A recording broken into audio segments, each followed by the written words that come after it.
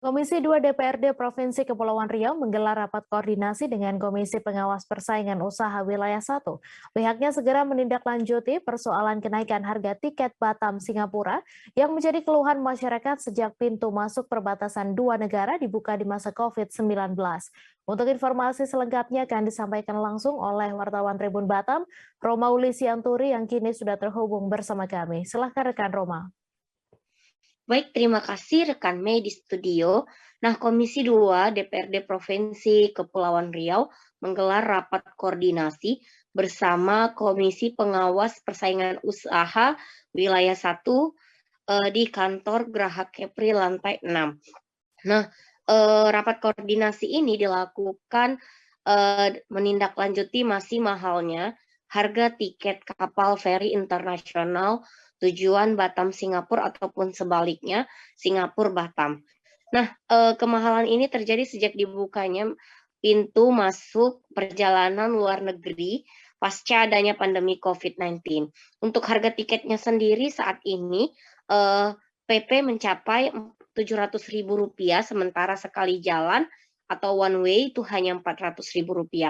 Nah, kenaikan ini cukup drastis apabila dibandingkan dengan masa sebelum pandemi COVID-19 yang hanya perjalanan PP Batam Singapura hanya Rp150.000 saja ataupun sekitar untuk one way Rp150.000 saja.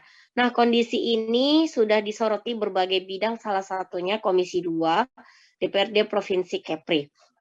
Nah, sebenarnya rapat ini sudah dilakukan kesekian kalinya, baik itu pihak DPRD maupun Ombudsman Kepri. Nah, dalam hal ini, Komisi 2, anggota Komisi 2 DPRD Provinsi Kepri yang menghadiri rapat koordinasi ini adalah Rudi Chua dan Asmin Patros. Ada beberapa kemungkinan yang membuat naiknya harga kapal feri internasional ini. Yang pertama, kemungkinan diprediksi adanya kenaikan harga BBM atau minyak kapal itu sendiri. Namun, KPPU segera menindaklanjuti persoalan kenaikan tiket Batam Singapura ini. Nah, Rido Pamungkas selaku Kepala Kantor KPPU Wilayah 1 memang sudah melakukan pertemuan sebelumnya juga.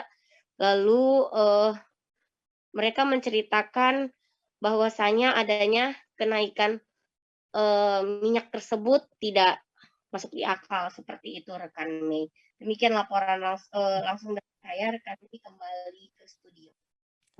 Terima kasih rekan Roma atas laporan Anda dan Tribuners, wartawan kami juga telah menghimpun wawancara dengan Kepala Kantor KPPU Wilayah 1 berikut tayangannya untuk Anda. Dari informasi yang kita terima, memang kita menduga ada kesepakatan. Kenapa? Karena harga yang tiba-tiba bersamaan, sementara kita tahu bahwa biaya produksi dari masing-masing pelaku usaha pasti akan berbeda-beda. Dalam konsep persaingan, kompetisi, seharusnya para pelaku usaha, kalau mereka saling bersaing, mereka pasti akan memperebutkan pasar dengan menawarkan pelayanan atau harga dan servis dan segala macam yang pasti akan berbeda karena overhead berbeda dan biaya produksi berbeda. Tapi yang kita temukan di sini harga itu bersamaan naik dan lonjakannya cukup tinggi, sementara kemarin setelah ada himbauan dari gubernur pun ada kesepakatan turun. Ini kan jadi indikasi juga. Harapan kita dengan kita masuk ke KPPU untuk menindaklanjuti adanya informasi masyarakat ini akan terjadi perubahan perilaku di antara para prinsipal dari pelayaran ini sehingga mereka kembali untuk bersaing.